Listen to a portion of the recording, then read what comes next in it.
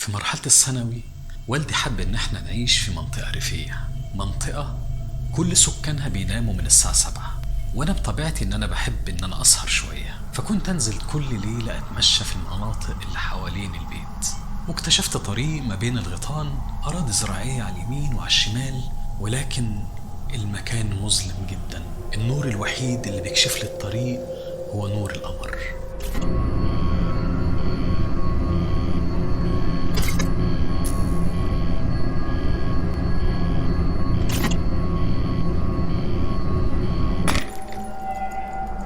كنت بحب امشي بالليل، اتمشى على الطريق ده كل ليله، بمشي لوحدي وبحب دايما احس بجو الهدوء اللي مالي المكان. لكن فجاه حصل لي موقف غريب، وانا ماشي مش شايف قدامي غير الطريق بسبب الضلمه الشديده اللي في الطريق ده. لقيت صوت بينادي عليا، صوت ست جميله، صوت يشدك، بينادي باسمي. بدات اتلفت حواليا زي المجنون، بقول مين.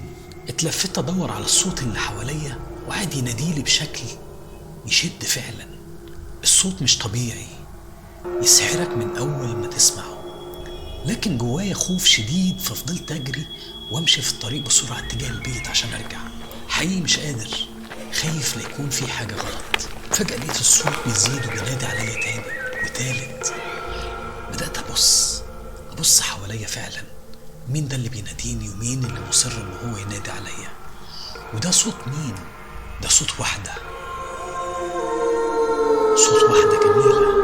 وانا بتلفت من الخوف ظهر قدامي راجل كبير في السن. حقيقي ما قدرتش امسك نفسي من الخوف. قلت له بسم الله الرحمن الرحيم، انت مين يا عم الحاج؟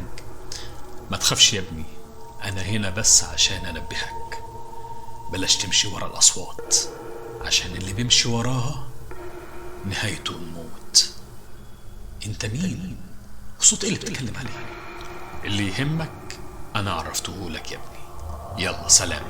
الراجل بيحاول يمشي وانا مسكت ايده، بقول له فهمني ايه الموضوع، انا مش فاهم. وايه حكايه الصوت؟ هو انت سمعت الصوت اللي انا سمعته؟ لا يا ابني، كل ما في الموضوع انا شفتك قاعد تتلفت وراك وعمال تردد زي المجنون وتقول مين. عرفت اني اخطأتك، عرفت ان انت اللي عليك الدور. ربنا معاك يا ابني.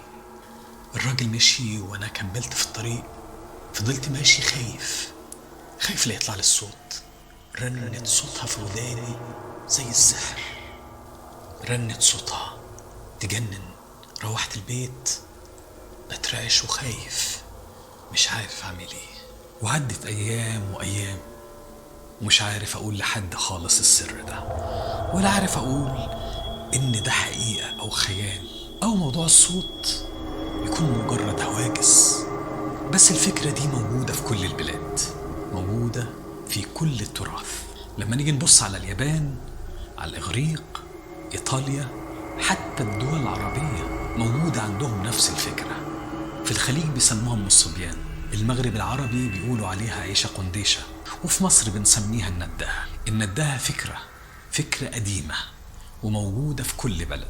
في ناس قالوا ان الناس هم اللي خلقوا الفكرة دي عشان يروجوا الفكرة، هم محتاجين يبلغوها للناس، او بعض الستات قالوها عشان يخلوا ازواجهم ما ينزلوش بالليل ويروحوا لحد او يتعرفوا على حد غيرهم. وبعض البلاد قالت ده فعلا دي جنية موجودة، ولما بتنادي عليك بتسحرك بصوتها. الافكار كتير والمواضيع كتير، واحنا دورنا هنا نقف على الحقيقة. كل اللي عنده نفس التجربة أو سمع عن الموضوع ده أو عنده فكرة إن ندها في بلده يكتب لنا ويقول اسمها إيه في البلد عنده، ويقول لنا هو ممكن يكون سمع عن الموضوع ده ولا لأ. الفكرة ما بين الخرافة والحقيقة. فحبيت أقول لكم فكرة التراث، وإن الموضوع موجود بالفعل في كل البلاد، ولكن هل حقيقة ولا خيال؟ سايب لكم الرد، وأنا دوري هنا عشان أنبهك. لو قابلتك النداهة خلي عقلك في راسك، تعرف خلاصك. وسلام.